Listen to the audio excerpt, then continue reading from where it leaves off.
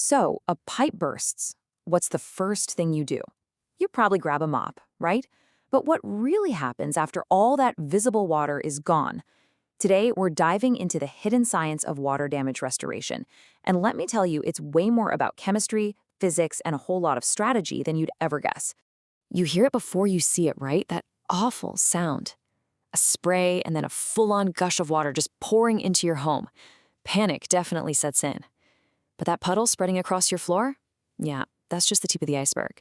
The real damage is the stuff you can't even see. Okay, so the second that water hits, a clock starts ticking. Seriously, within just a few minutes, it's not just spreading out, it's getting soaked up by everything it touches. A few hours go by and your house starts to react. Drywall begins to swell, your beautiful wood floors start to buckle. But here's the kicker. That 24 to 48 hour mark, that's the real deadline. That's when the invisible enemy mold can start to grow.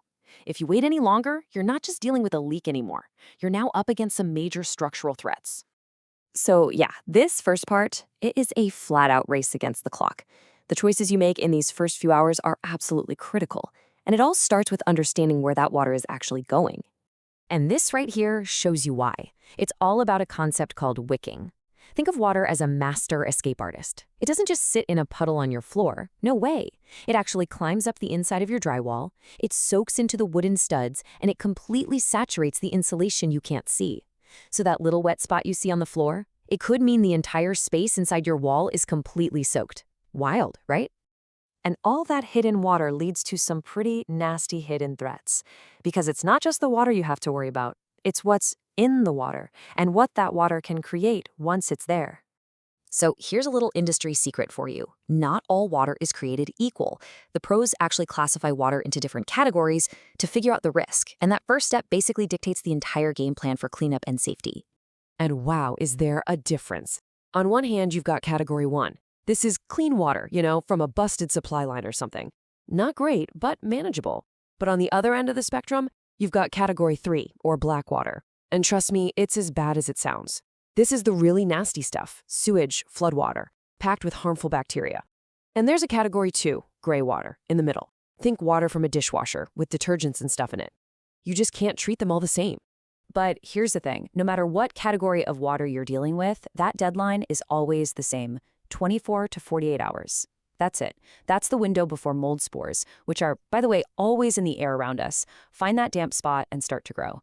Once you pass that window, the problem gets way, way more complicated and dangerous. So how in the world do you find a problem you can't even see? Well, you've got to trust your other senses. That musty, damp smell, that is a giant red flag for mold. And then start looking for the physical clues your house is sending you. Are your baseboards looking a little swollen? Is your paint or wallpaper peeling for no apparent reason? Are your hardwood floors starting to cup? These are the distress signals that mean moisture is hiding somewhere. So if you spot any of these signs, or, if you've got a foot of water in your living room, it's time to call in the cavalry. This is where science and strategy officially take over from panic. And when the pros show up, it's not chaos. It's a very clear, methodical process. First thing they do is figure out how bad the damage really is. Then they classify that water, like we just talked about, to know the risks. Everything, and I mean everything, gets documented for the insurance claim. And only then do they start the really big job, getting the water out. And let me tell you, they don't show up with a bucket and a mop. They bring some seriously cool tech. Giant truck-mounted pumps can pull out standing water incredibly fast. High-powered air movers get the air circulating to speed up evaporation. But the real game changers are the detection tools.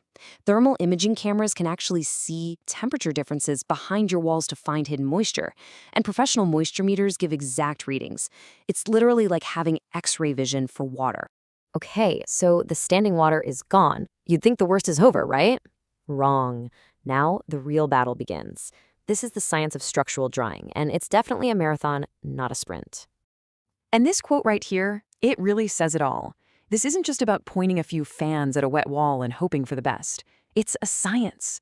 The pros use all that data from their tools to literally create a moisture map of your house, and then they attack it with a targeted drying strategy.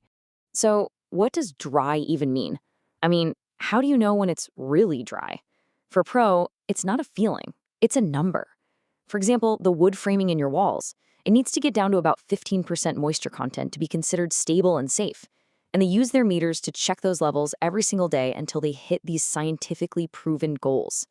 And getting everything back to where it needs to be, well, that doesn't happen overnight. You're usually looking at a solid 3 to 5 days of these industrial strength machines running nonstop, all working together to pull every single drop of moisture out of your home's structure. All right, so this brings us to the final phase.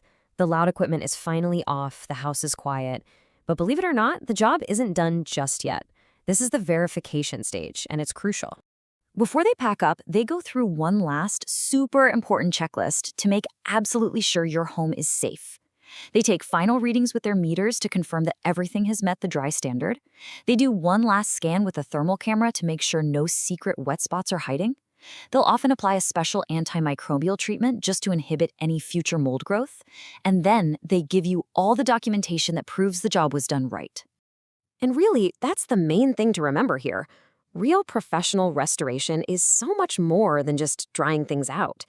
It's a scientific process that's all about making your home safe again for you and your family and getting it back to exactly how it was moments before disaster ever struck. So this whole process is designed to totally eliminate the threat. But it does leave you with one final important question. Once the experts leave and your home is officially dry, is the risk gone for good? It really makes you think about why the damage happened in the first place, and maybe what you can do to make sure it never, ever happens again.